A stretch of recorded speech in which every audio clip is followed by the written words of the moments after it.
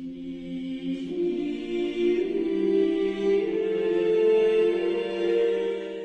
el nombre del Padre, y del Hijo, y del Espíritu Santo. Amén. Dios te salve María, llena eres de gracia, el Señor es contigo.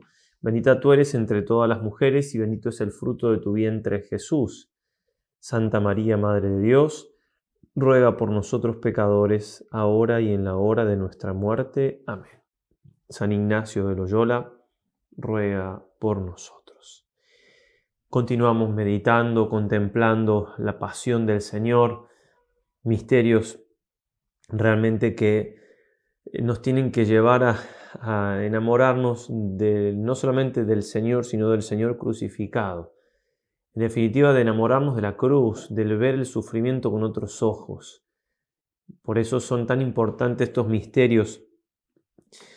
San Agustín va a decir, no hay nada tan provechoso al alma como meditar diariamente la pasión del Señor. Y San Buenaventura, oh amable pasión que divinizas al alma que en ti medita. Y tener siempre en cuenta que por más que meditemos, que contemplemos, que el Espíritu Santo nos ilumine y que nos haga muchísimo bien, siempre nos quedamos cortos, siempre hay más. San Juan de Ávila, mucho más amó de lo que sufrió. Mucho más amor le quedaba encerrado en las entrañas de lo que mostró por fuera en sus llagas. Ni siquiera sabemos cuánto sufrió y mucho más de lo que sufrió es lo que amó. Pero esto nos tiene que ayudar y motivar a buscar más y más conocer internamente a Jesús, más y más conocer su dolor y su amor, sabiendo que es como un océano, ¿no? Porque en definitiva estamos tratando de conocer más a Dios y Dios es infinito. Más desconocemos de Dios que lo que conocemos, va a decir Santo Tomás. Se aplica esto perfectamente al Señor y por tanto a este misterio que estamos meditando. En este día vamos a dedicar tiempo a los tribunales, es decir, al tribunal eclesiástico y aparte del tribunal civil, hasta Pilato, no llegaremos a Herodes hoy. Entonces vamos a comenzar desde el Monte de los Olivos, de Getsemaní, donde lo apresan al Señor, vamos a ver un poco allí, y después Anás, Caifás, tribunal eclesiástico, y luego al otro día por la mañana Pilato. Va a decir Monseñor Fulton Sheen, nuestro Señor tenía dos naturalezas, la divina y la humana. Ambas estaban sometidas a proceso y acusadas de delitos totalmente diferentes. Así se cumplía la profecía de Simeón de que Jesús había de ser señal de contradicción. Los jueces no podían ponerse de acuerdo sobre el motivo por el cual había de hacérsele morir. Los jueces religiosos, Anás y Caifás, le encontraban culpable de ser demasiado divino. Los jueces políticos, Pilatos y Herodes, le encontraban culpable de ser demasiado humano. Ante unos será demasiado poco mundano, ante otros demasiado mundano. Ante unos era demasiado celestial, ante otros demasiado terrenal. Desde aquel día también su iglesia sería condenada por acusaciones contradictorias, o bien diciendo unos que pretendía ser demasiado divina, o bien diciendo otros que era demasiado humana. Condenado por acusaciones contradictorias, fue sentenciado a morir en lo que es señal de contradicción, la cruz. En este caso, como vamos a ir relatando la historia dentro del texto, la historia no es cortita, no es un misterio que pueda ser relatado en un párrafo de la escritura o un solo punto que nos trae San Ignacio. Voy a hacer la composición del lugar ahora al comienzo de la primera parte de los tribunales Getsemaní, los tribunales eclesiásticos, y después cuando lleguemos a los tribunales civiles voy a hacer otra composición del lugar con algunas imágenes, siempre por supuesto que sea una ayuda. Ahí el trabajo de ustedes es siempre, por supuesto, repetimos todas las noches lo mismo, todos los días. Estoy grabando de noche, por eso digo de noche. Todos los días repetimos que el trabajo de ustedes es lo más importante aquí, tanto en la imaginación, en los afectos, bueno, con el Espíritu Santo de por medio, pero lo que hacemos de este lado es darle simplemente algo de alimento, pero el trabajo ahí, el que forja el espíritu, es el que realizan con tanto esfuerzo cada día. Vamos entonces al mapa de Getsemaní. Llevaron al Señor a la casa de Caifás. Antes de la casa de Caifás está la casa de Anás, no figura allí, pero primero lo llevan a Anás, después Caifás. Las calles implicaban bajar primero el valle de Esdrelón, después subir, subidas, bajadas, cansancio. Y el Señor atado, encadenado, humillado hasta el extremo. Este sobrerelieve está en el lugar donde estaba la casa de Caifás, esas escaleras que subió y bajó tantas veces, que también recuerdan con esta iglesia San Pedro in Gallicantu, donde cantó el gallo después de que Pedro lo haya negado 3 veces al Señor. Tenemos ahí una iglesia, pero abajo están las ruinas de ese tiempo. Imagen que recuerda entonces a Pedro consultado por una criada, y el gallo arriba. Entonces vienen las ruinas de ese lugar.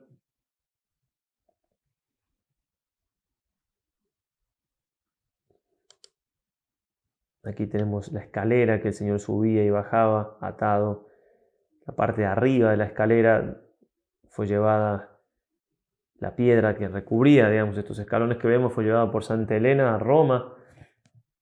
Y en la iglesia de la Santa Croce, de la Santa Cruz, se puede visitar. Se suele subir de rodillas.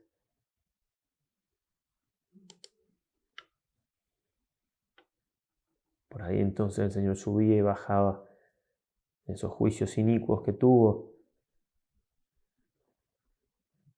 El Señor juzgado entonces por estos hombres que rebosaban maldad, envidia, celos, soberbia, que fueron capaces de llevar a la muerte al mismo Hijo de Dios. Por supuesto, también nuestros pecados están allí. Después del juicio, el Señor es guardado toda la noche en este lugar, que era un lugar donde guardaban la comida. No tenía el sumo sacerdote una prisión en su casa porque no se hacía allí un juicio.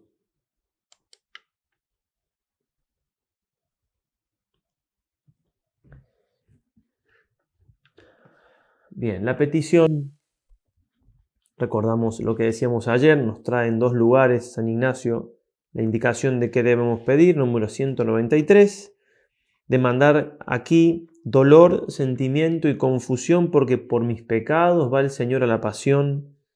Y también, número 203, demandar en la pasión es propio, dice, dolor con Cristo doloroso, quebranto con Cristo quebrantado, lágrimas, pena interna de tanta pena que Cristo pasó por mí. Primer punto de esta meditación, de esta contemplación, que pueden detenerse en cada punto, en lo que ustedes crean más fructuoso el tiempo que haga falta, y si no tienen más tiempo, bueno, hasta allí será. Después sacarán más fruto en otro momento con otro de los puntos, cuando vuelvan.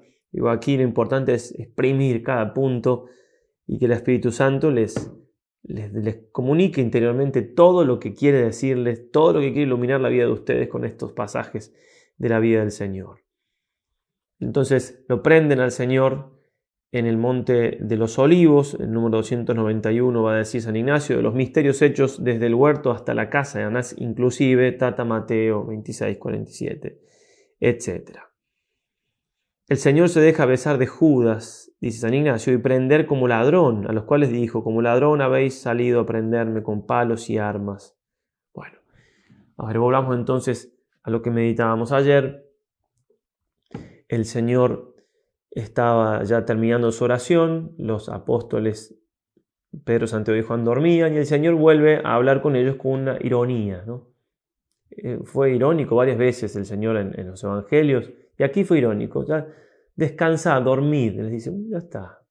Después de haberles reprendido que tenían que estar despiertos, que tenían que velar y orar porque el espíritu está pronto y la carne es débil, como no le hicieron caso en ningún momento, cuando ya pasó el momento de la prueba, de la agonía, bueno, entonces ya, descansad. Y les dice entonces, está cerca el que me va a entregar. Viene entonces con la guardia de los sumos sacerdotes, con los soldados entonces de los judíos. Viene Judas, bueno, meterse como siempre en la historia. Judas le había dicho que con un beso iba a entregar al Hijo del Hombre, pero primero sucede aquello de que Jesús le pregunta: ¿a quién buscáis? A Jesús Nazareno. Soy yo, le dice el Señor, y caen de bruces a tierra, ¿no? Es un milagro más de majestad. Hasta el último momento el Señor quiere mostrar exactamente que Él maneja la situación, que Él va a la muerte porque Él quiere. ¿Sí? Y también cómo no pensar en ese soy yo, el nombre de Yahvé, el que es, ¿no? La majestad de Cristo, el dominio, el señorío y el amor que lo lleva a entregarse. Entonces, si soy yo, dejad libres a ellos, ¿no? El Señor se hace cargo de la situación, no quiere que nadie perezca, solamente, bueno, todo lo que podemos sacar de enseñanza de esto, el beso de Judas, la traición de Judas. Quien ha sufrido alguna vez en su vida la traición de un amigo puede entender esto con mayor profundidad. Fueron 3 años de compañía, 3 años de actos de caridad del Señor para con él, 3 años de enseñanza, 3 años de milagros. Y por 20 monedas de plata lo entrega. Y con un beso, entregas al Hijo del Hombre. Amigo. Bueno, la delicadeza del Señor, la caridad hasta ese último momento, buscando su arrepentimiento. Pedro que siempre impetuoso, entonces, ¿qué hace? Y va a tomar un arma y su espada y va a tratar de... Le hiere la oreja a Malco, se la corta y Jesús lo reprende. ¿Sí? Quien a hierro mata, a hierro muere. Y también le dice: ¿acaso no puedo yo pedirle a mi Padre que envíe 12 legiones de ángeles? 12.000 ángeles. Podría haber dicho un número más chico el Señor, como diciendo que... Pero ¿cómo entonces no voy a ver el cáliz que el Padre me ha dado? Sí, el cáliz que me ha dado el Padre no lo he de beber. Juan 18:11. El cáliz que me ha dado el Padre. Miren cómo ve la cruz. Nosotros a veces tendemos a ver la cruz como un castigo. La cruz no es un castigo, la cruz es una bendición. Si le pedimos a un sacerdote la bendición, tenemos que hacer el signo de la cruz. Con la cruz se nos perdonan los pecados también. ¿Cómo va a ser una maldición? Y uno dice: bueno, pero la cruz que yo estoy llevando es a causa de mis pecados. Lo mismo. Es la posibilidad que el Señor me da de purificarme, de reparar, de santificarme. Decía el director espiritual de Don Bosco, San José Cafaso, que es un gran moralista, y que también se dedicaba mucho a la pastoral penitenciaria, a la pastoral en las cárceles. A los que estaban condenados a muerte, les decía que si ellos ofrecían su vida como expiación y arrepentimiento y la aceptaban, no pasaban por el purgatorio. Miren ustedes, ojalá que no pasemos por el purgatorio nosotros. Bueno, el cáliz que me ha dado el Padre. Bueno, mucho para meditar allí. Entonces la corte y los tribunos y los guardias de los judíos prendieron a Jesús y lo ataron. Los discípulos, abandonándole, huyeron todos. Juan 18:12. Bueno, antes de esto Jesús les dice: como a un ladrón y a un salteador han venido a buscarme. Entremos en escena, ¿no? Y pongámonos en el lugar del Señor. O sea, si viniera alguien a buscarnos a nuestra casa, la policía, y nos llevan atados, esposados, y nos pasean por el pueblo, la ciudad, y la gente nos ve, qué humillación más grande. Bueno, esa humillación sufría Jesús y mucho más. Tratemos de no acostumbrarnos a ver las escenas de la pasión del Señor como algo que sí, ya sé que ya pasó así. Tratemos de estar un poquito ahí nosotros en su lugar. Bueno, y se van los discípulos, huyen todos. Lo llevan al Señor a la casa de Anás, dice San Ignacio, desamparado de sus discípulos. He llevado Jesús a Anás, a donde San Pedro, que le había seguido desde lejos, le negó una vez, y a Cristo le fue dada una bofetada, diciéndole: así reprendes al pontífice. Bueno, vamos a ir a la escena. Anás era el jefe de la mafia, Anás era el suegro del sumo sacerdote, Caifás, pero el que mandaba en última instancia era él. Entonces, por eso, aunque Anás no tenía autoridad todavía en cuanto jurídicamente, no era el sumo sacerdote, pero autoridad moral tenía. Por eso le llevan el trofeo en primer lugar a él. Anás es la imagen del hombre taimado, falso, malévolo, de estos hombres que fríamente, con cálculo hábil, hacen todo el daño que pueden y satisfacen cruelmente las bajas pasiones de su corazón. Hipócrita que siempre encuentra un gesto, una postura, un tono, una frase para revestir de apariencias inocentes la refinada maldad. En la película de Mel Gibson, cuando se acerca a Pilato, después que con Caifás tiene como un encontronazo, le dice una cosa en latín, le habla en latín y le pone toda una cara así, maestas queso, le dice algo así como diciendo perdón, no me acuerdo exactamente las palabras, pero realmente está muy bien expresado esto ahí también. Anás es la imagen del hombre taimado, falso, malévolo, de estos hombres que fríamente, con cálculo hábil, hacen todo el daño que pueden y satisfacen cruelmente las bajas pasiones de su corazón. Hipócrita que siempre encuentra un gesto, una postura, un tono, una frase para revestir de apariencias inocentes la más refinada maldad. Si era el más anciano de los dos, en la película de la Pasión de Mel Gibson está muy bien expresado cuando Pilato tiene ese diálogo bien cortito con Caifás, pero no se entienden, aparece en escena con un gesto le habla en latín y le hace todo un gesto muy de cortesía, Anás manejando la situación. Bueno, y ver ahí entonces la santidad del Señor y este hombre, sí, malo de veras, con intenciones perversas y con un corazón endurecido como piedra. Recordar aquí también las predicciones de Jesús que le va a hacer a los apóstoles: seréis entregados a los tribunales, los parientes entregarán a los parientes y los hermanos a los hermanos, etc., ¿no? Los que son de Cristo sufrirán persecución, dirá San Pablo. Dice Juan 18:13, entonces, y lo llevaron primero a casa de Anás, pues era su suegro de Caifás, el sumo sacerdote de aquel año. Lo único que trae esto es Juan, ¿no?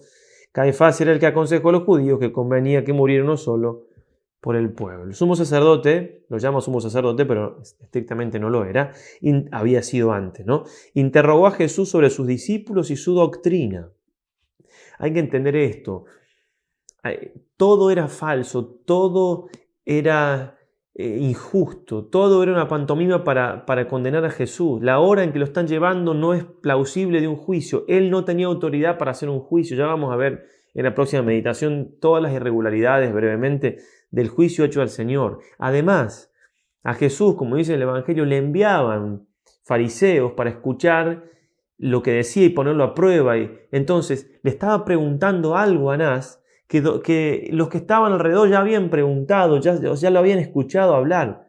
Por eso el Señor dice: he hablado abiertamente ante todo el mundo, he enseñado siempre en la sinagoga y en el templo, donde se reúnen todos los judíos, y no he hablado nada de ocultas. ¿Por qué me preguntas? Pregunta a los que me han oído lo que les he hablado. Ellos saben lo que he dicho. Los que han oído estaban ahí y habían ido a propósito a oírlo para hacerlo caer.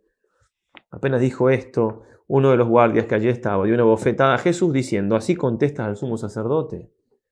Jesús le respondió: si ha hablado mal, declara lo que está mal, pero si ha hablado bien, ¿por qué me pegas? Anás entonces le envió atado al sumo sacerdote Caifás. Jesús no, se pregunta el autor por ahí, ¿por qué no puso la otra mejilla? En ese momento sí le había dicho. Es que en una circunstancia así, en un golpe tan injusto, él estaba atado, tan violento, tan desmedido. Era totalmente injusto, no había posibilidades jurídicas ni morales de ningún tipo de que eso pueda ser defendido. Ese golpe no tenía... Bueno, era mucho más virtuoso el Señor que no puso la otra mejilla, que puso su vida hasta la última gota de su sangre, por nosotros, incluso por el que le pegó. Era mucho más virtuoso responder con esa calma, con ese señorío, que poner la otra mejilla, que hasta incluso podría haber quedado como provocador. Entonces al Señor lo llevan a casa de Caifás, siempre de noche, donde no se podía hacer juicios. Bueno, ya veremos, como dije. Bien, en casa de Caifás entonces empieza el proceso propiamente religioso, en cuanto que lo de recién ni siquiera podía ser llamado proceso, porque Anás no tenía ninguna autoridad para hacerlo. Dice San Ignacio, el número 292, lo llevan atado desde casa de Anás a casa de Caifás, a donde San Pedro lo negó 2 veces. Y mirado del Señor, saliendo afuera, lloró amargamente. Bueno, vamos a decir algo también acerca de esta negación de Pedro. Mateo 26:57. Los que prendieron a Jesús llevaron ante el sumo sacerdote Caifás, donde se habían reunido los escribas y los ancianos. Pedro le iba siguiendo de lejos. notamos esto, hasta el palacio del sumo sacerdote y entrando dentro se sentó con los criados para ver el final. Los sumos sacerdotes y el Sanedrín entero andaban buscando un falso testimonio contra Jesús con ánimo de darle muerte. Y no lo encontraron, a pesar de que se presentaron muchos falsos testigos. Al fin se presentaron 2, que dijeron: Este dijo, yo puedo destruir el santuario de Dios y en 3 días edificarlo. Entonces se levantó el sumo sacerdote y le dijo: ¿No respondes nada? ¿Qué es lo que estos atestiguan contra ti? Pero Jesús callaba. Bueno, Jesús callaba. Esa frase, Jesús tacheva, dice la Vulgata. Jesús callaba. Es para pensarla, meditarla, detenerse. Porque varias veces en su pasión Jesús calla. Y tenía todos los motivos para hablar y todos los argumentos y todo el poder, y Jesús calla. ¿Cuántas veces tenemos que callar y no callamos? ¿Cuántas veces tenemos que callar y no callamos? ¿Cuánto para enseñarnos el Señor en ese silencio, ¿no? Bien. Entonces el sumo sacerdote le dijo: Yo te conjuro por el Dios vivo que nos diga si tú eres el Cristo, el Hijo de Dios. Qué dolor del Señor ver que pone la autoridad de su Padre para cometer el crimen más grande de la historia. Lo pone como testigo a su Padre, y el Señor, obviamente, porque reconoce que humanamente tiene ante él una autoridad, procede y responde solemnemente. Dice Jesús: Si tú lo has dicho. Y yo os declaro que a partir de ahora veréis al Hijo del Hombre sentado a la diestra del poder y venir sobre las nubes del cielo. Con lo cual estaba citando una profecía de Daniel, donde clarísimamente él hablaba de que era Hijo de Dios. Entonces el sumo sacerdote rasgó sus vestidos y dijo: «Ha blasfemado. ¿Qué necesidad tenemos de testigos? Acabáis de oír la blasfemia. ¿Qué os parece?», respondieron ellos diciendo: «Es reo de muerte». Entonces se pusieron a escupir en la cara, etc. Ya seguimos con esto. Bueno, entrar en el corazón del Señor ante esa respuesta, ante la declaración más solemne, más hermosa, hecha por el Dios hecho hombre, el sumo sacerdote, la autoridad eclesiástica elegida para preparar y la venida del Señor, se rasga las vestiduras y lo condena a muerte. Y Jesús dice la verdad, ¿no? Dice la verdad a costa de su vida. Ya vamos a ver que ante Pilato dice exactamente lo mismo. ¿Cuánto cuesta a veces decir la verdad? ¿Y cuánto perdemos de mérito por miedo a cosas mucho menores que perder la vida? Y si habría que perder la vida, habría que perderla entonces, por alguien que la perdió antes por nosotros. Ha blasfemado. El Hijo de Dios hecho hombre diciendo esta verdad, y los hombres pecadores diciendo: ha blasfemado. No, el mundo está como está porque en definitiva, de algún modo, el mundo de hoy grita en lo social que Cristo es un blasfemo. Las negaciones de Pedro. Detengámonos un poquito aquí, Mateo 26, 69. Pedro, entre tanto, estaba sentado fuera en el patio y una criada se acercó a él y le dijo: «También tú estabas con Jesús el Galileo». Pero él lo negó delante de todos: «No sé qué dices». Cuando salía al portal le vio otra criada y dijo a los que estaban allí: «Este estaba con Jesús el Nazareno». Y de nuevo lo negó con juramento: «Yo no conozco a este hombre». Poco después se acercaron los que estaban allí y dijeron a Pedro: «Ciertamente tú también eres uno de ellos, pues además tu misma habla te descubre». Tenía un acento del norte, de Galilea. Entonces él se puso a echar imprecaciones y a jurar: «Yo no conozco a ese hombre». Inmediatamente cantó un gallo. Y Pedro se acordó de aquello que le había dicho Jesús: «Antes que el gallo cante, me habrás negado 3 veces». Y saliendo afuera rompió a llorar amargamente. Bueno, Pedro también en sus errores es un ejemplo para nosotros, y mucho más todavía en su arrepentimiento. Lo primero que tenemos que tener presente es que en una caída, en este caso una caída grave, ¿cierto? Hay siempre caídas más pequeñas. Es muy difícil, puede darse, pero que un pecado mortal no sea precedido por pecados veniales, por faltas de mortificación. Y es lo que le pasó a Pedro. En primer lugar, podemos leer en Mateo 26:31, aquel diálogo en la última cena. Entonces les dice Jesús: todos vosotros vais a escandalizaros de mí esta noche, porque está escrito: heriré al pastor y se dispersarán las ovejas del rebaño. Mas después de mi resurrección iré delante de vosotros a Galilea. Pedro intervino y le dijo: aunque todos se escandalicen de ti, yo nunca me escandalizaré. Jesús le dijo: yo te aseguro, esta misma noche, antes que el gallo cante, me habrás negado 3 veces. O sea, Pedro, que se pone por encima de sus compañeros, sí, con cierto amor a Jesús, pero con mucho de presunción, con mucho de confianza en sí mismo. Jesús le asegura, le está asegurando Jesús, a quien había visto hacer tantos milagros, a quien no era un hombre más. Y sin embargo no, Pedro le dice: aunque tenga que morir contigo, yo no te negaré. Y lo mismo dijeron todos los discípulos. ¿Y por qué también decimos que Pedro confía en sí mismo? Primero, como digo, por esa contradicción a las palabras del Señor, pero también porque momentos después, cuando Pedro tiene que empezar a mostrar si realmente no confiaba en sí mismo, que se apoyaba en la fuerza del Señor, en la fuerza de Dios, en Getsemaní, Pedro tendría que haber estado orando y se duerme. Entonces, si se duerme, también es signo de que lo que había dicho antes era presunción, era confianza en sí mismo. ¿Por qué? Porque no tiene miedo de caer, porque no pone los medios que pone alguien que se cree débil. Entonces, confía en sí mismo, después se duerme, no reza, ¿sí? Falta la oración. El que no reza, el que no ora, termina obrando lo que no tiene que obrar. Y Pedro hace lo mismo momentos después. Cuidado que Pedro hace un acto de algún sentido bastante noble, porque saca la espada y empieza a pelear contra todos esos soldados que estaban más armados que él, pero no lo tenía que hacer ahí. ¿Sí? ¿Cómo nos podemos confundir si no discernimos? No hay siempre que obrar, a veces no hay que obrar justamente. Y es más meritorio, más virtuoso no obrar que obrar. De hecho, obra precipitadamente por falta de oración, por falta de vida interior. Jesús lo reprende, le cura la oreja a Malco. Y después lo que decíamos recién, Pedro lo sigue de lejos para ver cómo va a terminar todo. Ese seguimiento de lejos que en la Escritura está hablando directamente de algo físico, o sea, lo sigue, Jesús va allá, pero obviamente que ya se va separando espiritualmente de Jesús.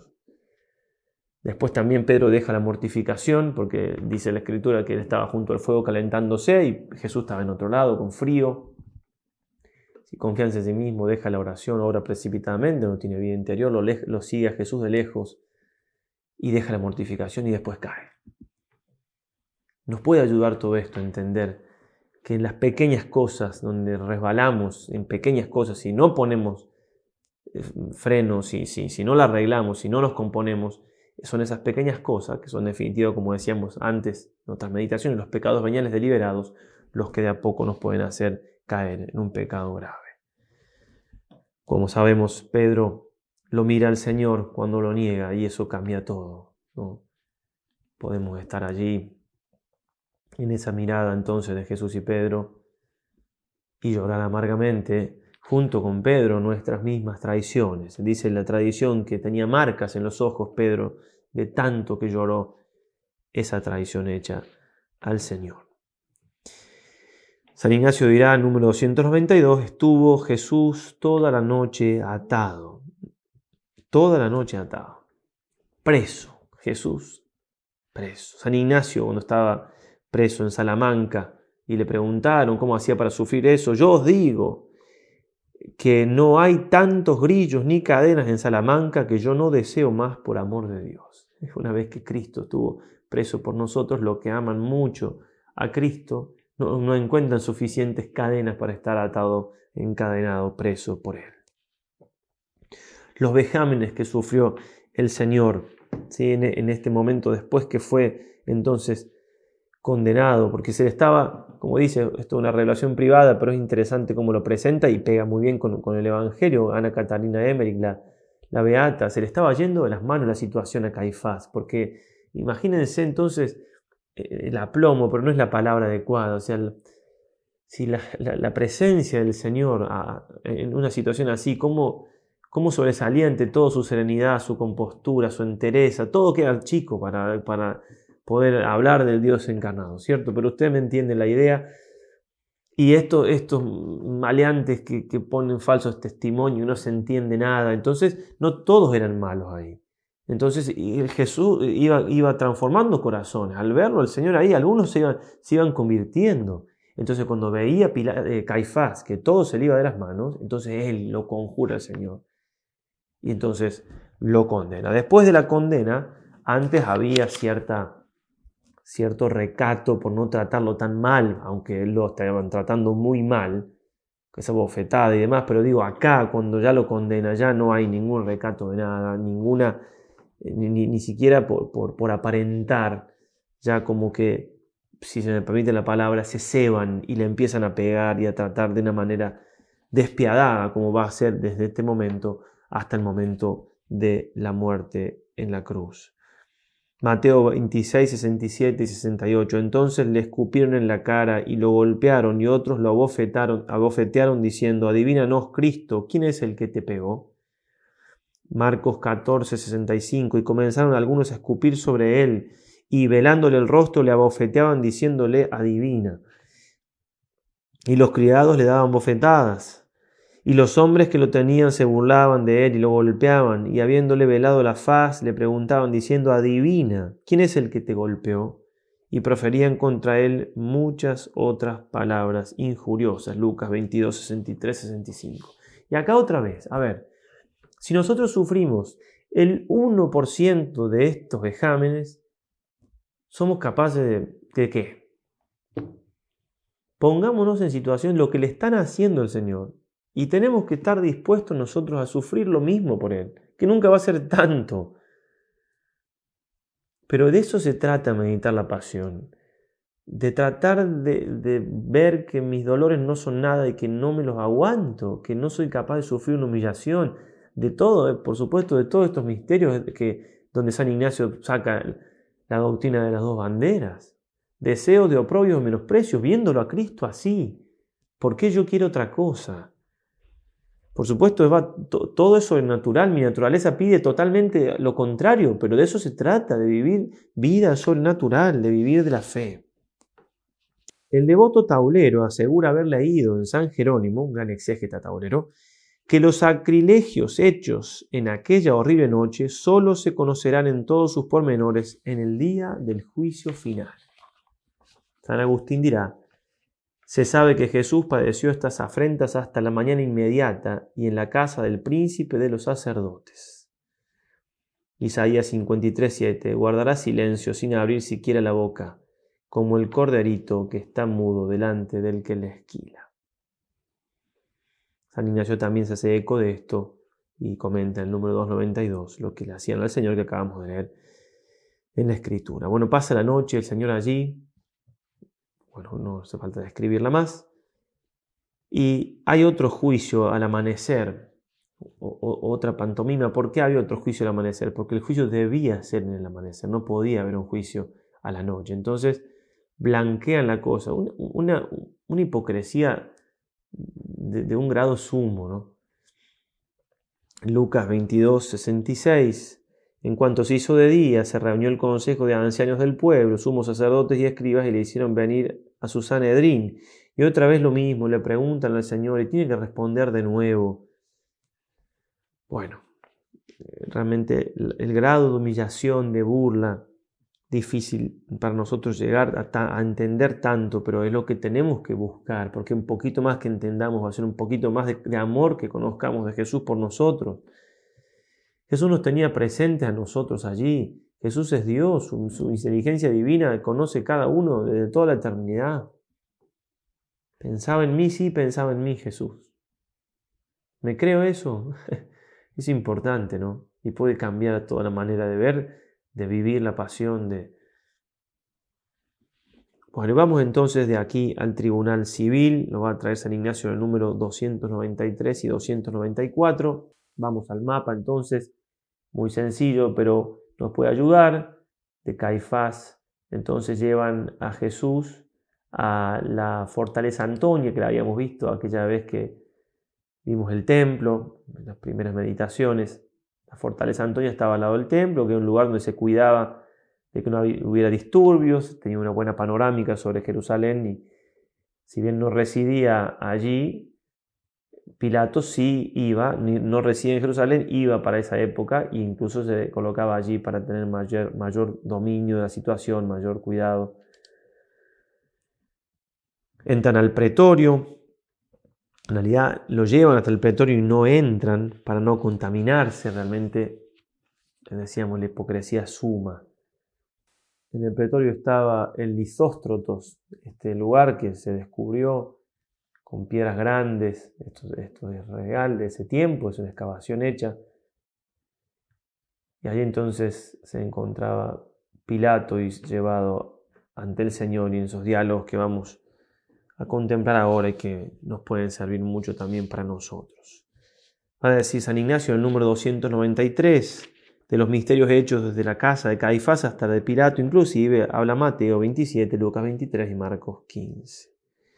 Bueno, entonces pasamos del tribunal eclesiástico al tribunal civil. Entregar a un judío a los gentiles era algo para ellos muy humillante, porque ellos no reconocían la autoridad. ¿Pero por qué lo entregan? Bueno, ellos le dicen a Pilato, cuando Pilato les refiere, porque tómenlo ustedes y júzguenlo ustedes, nosotros no podemos condenar a nadie, dar muerte a nadie, le responden. ¿Por qué responden eso? Bueno, Santo Tomás va a decir de las posibilidades, porque por un lado puede ser que no podían porque era la fiesta de Pascua, por otro lado puede ser también porque querían que muriera como un enemigo público y en ese sentido tenían que condenarlo a Roma, o también porque ellos querían darle muerte de cruz, y la muerte de cruz lo podían hacer los romanos solamente, ¿no? Entonces también querían apedrearlo, no, querían una muerte más ignominiosa. Como sea, necesitaban de Pilato para hacer lo que ellos querían, ¿no? Y en muchas cosas también el ius gladi, el derecho de espada, de condena, en algunos tipos de casos también se reservaba a Pilato. Por alguno de estos motivos, entonces, bueno, lo llevan y bueno, entremos en escena, veamos entonces a Pilato, el sexto gobernador romano de Judea. Había estado desempeñando durante unos 10 años este cargo durante el reinado del emperador Tiberio. Su conducta arbitraria y a veces cruel había ocasionado repetidas insurrecciones de judíos, que él había sofocado con violentas medidas. El pueblo de Jerusalén le despreciaba no solo porque era el representante del emperador romano y por no ser de su propia raza, sino también porque en cierta ocasión hizo que de noche se introdujeran en Jerusalén retratos pintados del emperador y fueran colocados en el templo. Pilato amenazó con la muerte a los judíos que se opusieran a esta acción, pero los judíos ofrecieron la garganta a Pilato para que los degollara si quería y elevaron sus quejas al emperador Tiberio. El resultado fue que se mandaron retirar las insignias. Herodes Antipas fue el que se encargó de hacer llegar a Tiberio la súplica de los judíos. Tal pudo ser la razón de la fricción que existía entre Pilatos y Herodes. Otro motivo por el cual odiaban a Pilato era que había confiscado fondos del tesoro de los judíos y los había invertido en la construcción de un acueducto. En una insurrección producida durante esta construcción fueron asesinados algunos judíos de Galilea, y tal vez en uno de aquellos tumultos fue detenido Barrabás como jefe de los insurrectos y ladrón además. Pilato debía andar con pies de plomo, puesto que en más de una ocasión Roma había dejado de prestarle apoyo en su acción contra los judíos. Era un hombre egoísta y temeroso que vendía su conciencia para mantener su puesto. Cruel por contemporizar, pues, reconociendo la inocencia de Cristo, de hecho él dice, lo entregan por envidia, para calmar el tumulto y las pasiones de los judíos le hace flagelar. Pilatos intenta salvar a Cristo por reconocer su inocencia, pero también por desprecio y odio a los judíos. También se daba eso. Los judíos lo despreciaban, sin embargo se lo entregan a Cristo porque necesitan de él. Pilato los despreciaba a los judíos, entonces también no quiere saber nada, no quiere meterse, y además que no quiere jugársela por la verdad. El derecho romano era muy preciso, él sabe bien que estaba haciendo las cosas mal. Sí, y lo dice claramente en la Escritura, que sabía que lo habían entregado por envidia. Él mismo dice que no encuentra nada en este justo. Y después es Pilato el santo, entre comillas, del segundo binario. Porque él ve claro que el Señor es inocente y sin embargo aunque pone medios para salvarnos, no hace lo que tiene que hacer. Sí, que lo manda Herodes, sí, que es Barrabás, sí, que es flagelarlo, pero no hace lo que tiene que hacer, que es decir, es inocente y lo tiene que proteger para que no le hagan daño. O al menos no entrar él en escena. Pero si a él se lo traen, tiene que juzgar según justicia. Y él hace todo eso para salvarlo, pero no hace lo que tiene que hacer y termina dándole muerte, entregándoselo para que lo maten. Por eso veamos lo terrible del segundo binario. Lo terrible entonces. ¿Qué acusación traéis contra este hombre? Si no fuera malhechor, no te lo hubiéramos traído. Bueno, todo el diálogo que se puede leer con fruto de Juan 18, 30 y siguientes.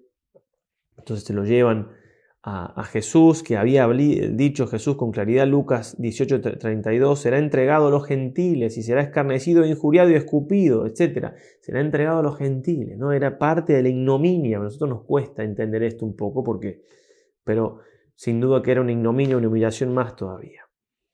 Hemos averiguado que este perturba a nuestra nación y prohíbe pagar impuestos al César y se llama a sí mismo Mesías Rey. Claro, entonces ahí metieron el dedo en la llaga, porque incluso en otro momento le dicen que si no lo condenaba no se hacía amigo del César. Claro, si estaba en juego su puesto.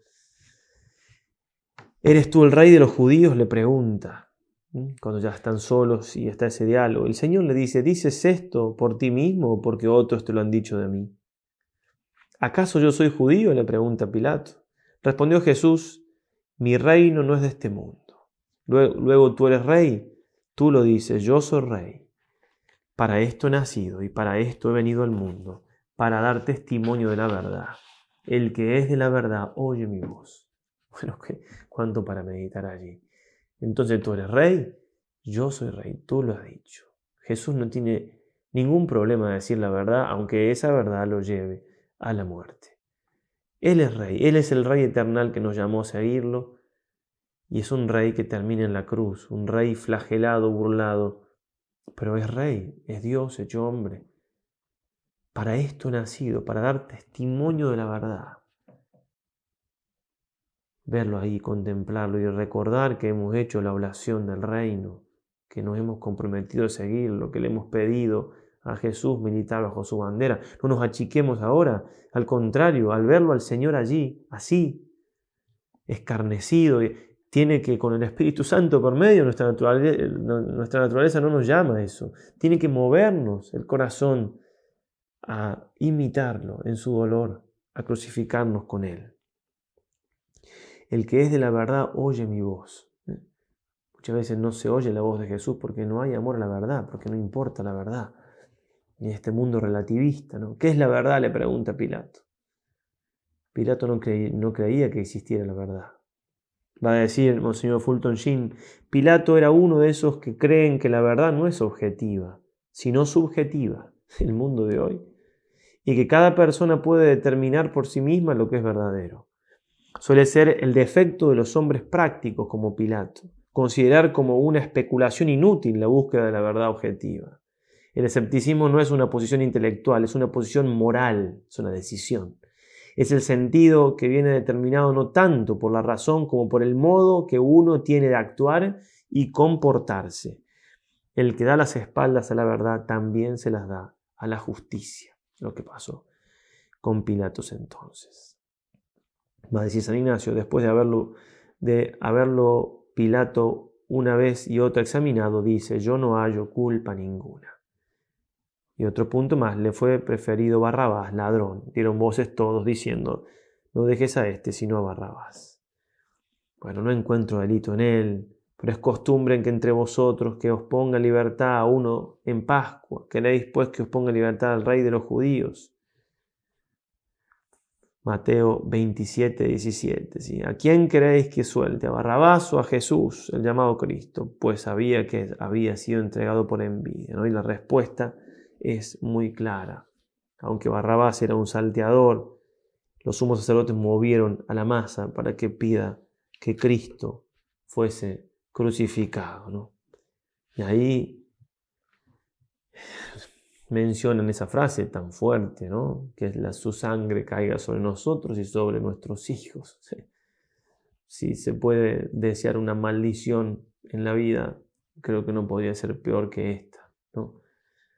Meternos en la historia entonces, meternos en los corazones, ver qué tenemos nosotros de Pilato, qué tenemos de Anás y de Caifás, qué tenemos del pueblo que se deja llevar, se deja llevar quizás por unas monedas, porque algunos han estado pagados ahí, cualquier parecido con la realidad hoy en día en algunos tipos de actos políticos y demás, no es mera coincidencia. Se vende la conciencia, y algunos de ellos lo habrán visto Jesús hacer milagros, capaz que había alguno ahí que había sido curado por el Señor, y ahora estaba gritando, crucifícalo, crucifícalo. Qué pocos somos y también qué tenemos que ver qué tenemos nosotros acá, qué posición tomar, o ubicarnos y encontrar en nuestro corazón qué hay de miedo que no nos deja decir la verdad, qué hay de falta de voluntad de tercer binario, qué hay de falta de creer en la verdad que es una sola. Aunque me duela, la verdad es la verdad. Y por ser verdad es bella y es bien. Mi verdad no existe, eso es una mentira. La verdad es Jesús, ¿no? En este mundo que la verdad no vale nada. Bueno, en fin, meterse en la historia, contemplar, sacar frutos, llorar lo que haya que llorar, pedirle fuerza al Señor para que todo esto se transforme en un deseo firme, fuerte, constante, convincente y decidido de querer ser santos, de sacrificarnos por Él y, como he dicho tantas veces, de poner nuestro granito de arena, nuestra gotita en el océano, para que el Señor haga el resto. El océano es la gracia, toda la arena del mundo es lo que el Señor hace nosotros, pero si nosotros no ponemos de nuestra parte, eso no lo va a poder hacer el Señor porque respeta nuestra libertad. Subleva al pueblo enseñando por toda Judea, empezando desde Galilea hasta aquí. Galilea, escuchó Pilato. Entonces, oyendo esto, preguntó si el hombre era Galileo, y enterado de que era de la jurisdicción de Herodes, le remitió a Herodes, que en aquellos días estaba también en Jerusalén. Lucas 23, del 5 al 7. Seguimos mañana entonces con Herodes y, bueno, y por supuesto más de una vez es muy provechoso entrar al corazón de María, que contemplaba esto, que veía que el único corazón que latía al mismo, con la misma sintonía, con el mismo dolor, era el de María. La única que entendía ahí, la única que nunca lo dejó, era María. Es realmente hermoso como en la película de Mel Gibson, cada vez que Jesús está en un momento muy difícil, que ya parece que no da más, la mira la Virgen, toma fuerza y sigue.